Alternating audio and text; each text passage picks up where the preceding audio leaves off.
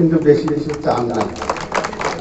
চাওয়ার আগে আমি এখানে করে দিয়েছি রাস্তাঘাট। আজকে যারা এখানে এই যে রাস্তাটা হাঁটতেছো তোমরা যারা যুব সমাজরা, কক্সবাজারের উখিয়া উপজেলার জালিয়াপালং ইউনিয়নের স্বেচ্ছাসেবী সংগঠন মনকালী সমাজ কল্যাণ ছাত্র সংসদের নবম প্রতিষ্ঠাবার্ষিকী উপলক্ষে ঈদ পুনর্মিলনী কৃতি শিক্ষার্থী এবং গুণীজন সংবর্ধনা অনুষ্ঠিত হয়। অথচ আমাদের কাছে নেই সেই মহান শিক্ষাগুরু। শনিবার সকালে কুনারপাড়া পাইওনিয়ার মডেল একাডেমিক স্কুল মাডার্নেজি আয়োজিত সংবর্ধনা অনুষ্ঠানত স্থানীয় অফিস সদস্য কামাল হোসেন দুর্জয়ের সভাপতিত্বে প্রধান অতিথি হিসেবে উপস্থিত থাকি বক্তব্য রেখে উখিয়া টেকনাফর সাবেক সংসদ সদস্য আব্দুর রহমান বদি এই বিক্ষোভ গিয়ে সংসদে গিয়ে বলেছে আমার এলাকার মানুষগুলা কষ্টে আছে, রাস্তাঘাটের সমস্যা আছে, স্কুলের সমস্যা আছে, মসজিদের সমস্যা আছে, মাদ্রাসার সমস্যা আছে।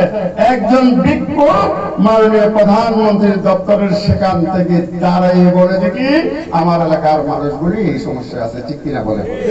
বিশেষ অতিথি হিসেবে উপস্থিত থাকি বক্তব্য রেখে উখিয়া উপজেলা আওয়ামী লীগের সভাপতি ও রাজাপালং ইউনিয়ন পরিষদের চেয়ারম্যান এবং আসন্ন উপজেলা পরিষদের চেয়ারম্যান প্রার্থী জাহাঙ্গীর কবির চৌধুরী। আওয়ামী লীগ সরকার ক্ষমতায় থাকাকালে এই এলাকায় আমূল পরিবর্তন হয়েছে, যোগাযোগ ব্যবস্থার পরিবর্তন হয়েছে, এখানে বিভিন্ন মসজিদ মাদ্রাসা সরকারের অবদান উন্নয়ন পৌঁছে দেওয়া হয়েছে। গত 9 বছর ধরে আমরা মানবতার জন্য, সমাজের উন্নয়নের জন্য আমরা কাজ করছি। গুণীজন সংবর্ধিত তলার মধ্যে আছেন নূর কাশেম, আবুল মঞ্জুর, জাহিদুল ইসলাম, আব্দুল হামিদ, মুজিবুর রহমান, মোহাম্মদ ইদ্রিস, লুৎফুর রহমান মানিক, মোহাম্মদ নুরুল হোসেন, আস্তাফিজুর রহমান।